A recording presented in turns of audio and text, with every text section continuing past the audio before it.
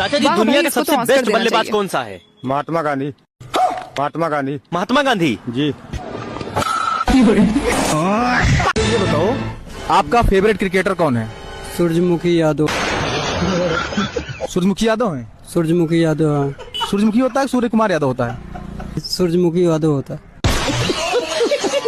अच्छा बाबू, तुम लोग क्रिकेट देखते हो? हाँ। अच्छा, हमको ये बताओ, इंडिया का सबसे पहले क्रिकेटर का क्या नाम था? ऐश्वर्या राय। ये तो लेटेस्ट न्यूज है। आपका फेवरेट क्रिकेटर कौन है? सपना चौधरी। सपना चौधरी अच्छा, वो कौन है? क्रिकेटर, टीवी में क्या करती हैं वो? खेलती हैं।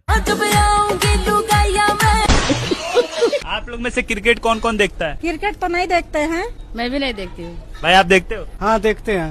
हैं, किसी को जानते हो उसमें से? क्रिकेट के बारे में हाँ। महेंद्र सिंह धनिया।